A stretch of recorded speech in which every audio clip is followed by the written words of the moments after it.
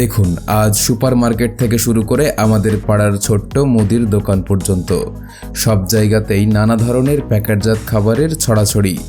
আমরা প্রতিদিনই এসব খাবার কিনে খাই, কিন্তু কখনো কি ভেবেছেন এই খাবারগুলো আসলে কিভাবে তৈরি হয়? খামার থেকে শুরু করে আধুনিক কারখানা পেরিয়ে কিভাবে আমাদের হাতে পৌঁছে যায় প্রিয় সব রেডিমেড ফুড।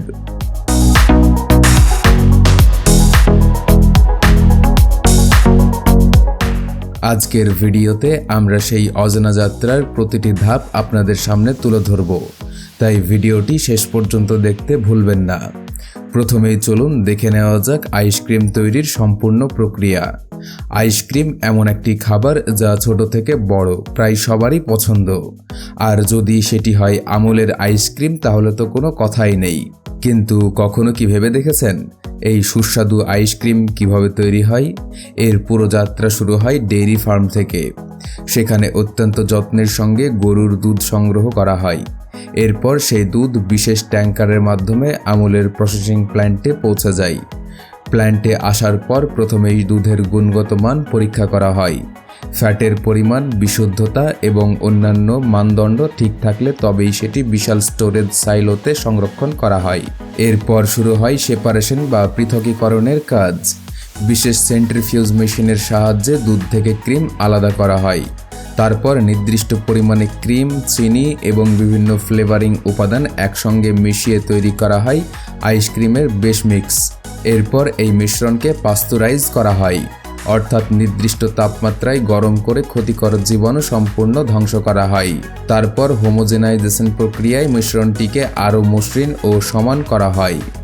সবশেষে এটি কয়েক ঘন্টার জন্য ঠান্ডা স্টোরেজে রাখা হয়, যাতে উপাদানগুলো ভালোভাবে একে অপরের সঙ্গে মিশে যায়।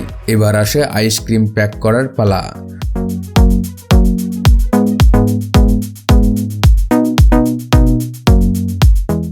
সম্পূর্ণ স্বয়ংক্রিয় মেশিন প্লাস্টিকের টবগুলোকে একের পর এক লাইনে নিয়ে আসে। এরপর স্টোরেজ ট্যাঙ্ক থেকে ভ্যানিলা, স্ট্রবেরি বা অন্যান্য ফ্লেভারের আইসক্রিম নির্দিষ্ট পরিমাণে প্রতিটি টবে ভরে দেওয়া হয়। তারপর ঢাকনা লাগিয়ে সেগুলো সিল করে বাজারে পাঠানোর জন্য প্রস্তুত করা হয়। অন্যদিকে কোন আইসক্রিম তৈরির ক্ষেত্রেও সম্পূর্ণ আলাদা প্রক্রিয়া অনুসরণ করা হয়। প্রথমে খালি কোণের ভেতরে তরল চকলেট ঢেলে সেটিকে কোটিং করা হয়। এরপর সেই কোণে আইসক্রিম ভরা হয় এবং ওপরে বিভিন্ন ধরনের বাদাম বা চকলেট টপিং ছড়িয়ে দেওয়া হয়। সবশেষে সেগুলো প্যাক হয়ে বাজারে পৌঁছে যায়। এবার চলুন দেখে নেওয়া যাক কুরকুরে তৈরির সম্পূর্ণ প্রক্রিয়া। 1999 সালে বাজারে আসার পর থেকেই কুরকুরে ভারতের অন্যতম জনপ্রিয় স্ন্যাক্স হয়ে উঠেছে। কিন্তু এই টেড়ামেড়া মচমচে খাবারটি তৈরি হয় কিভাবে? কুরকুরে তৈরির জন্য প্রথমে কারখানায় নিয়ে আসা হয় ভুট্টার গুঁড়ো, চালের গুঁড়ো, ছোলার আটা এবং বিশেষ মশলার মিশ্রণ। উৎপাদন শুরু হওয়ার আগে প্রতিটি কাঁচামালের নমুনা পরীক্ষা করা হয়। সব কিছু ঠিক থাকলেই শুরু হয় উৎপাদন।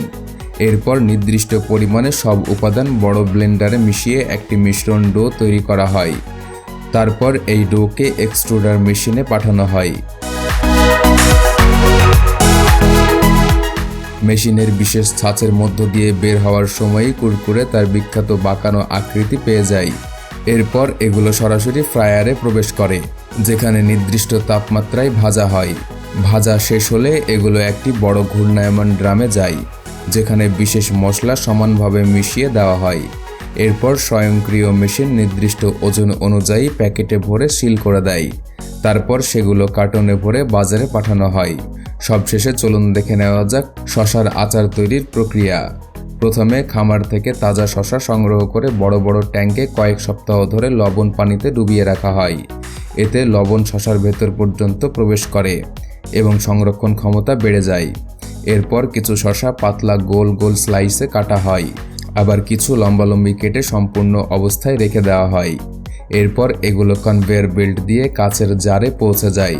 স্বয়ংক্রিয় মেশিন প্রতিটি জারে নির্দিষ্ট পরিমাণ শসা ভরে দেয়।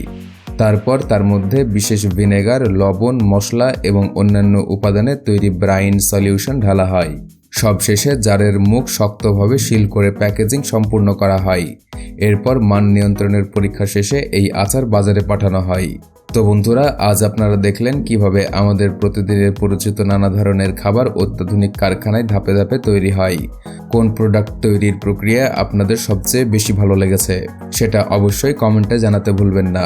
আর এমন আরও দারুণ সব ফ্যাক্টরি প্রসেস এবং ম্যানুফ্যাকচারিং ভিডিও দেখতে চাইলে ভিডিওটি লাইক করুন, বন্ধুদের সঙ্গে শেয়ার করুন এবং আমাদের চ্যানেলটি সাবস্ক্রাইব করে পাশে থাকা বেল আইকনটি চাপতে ভুলবেন না।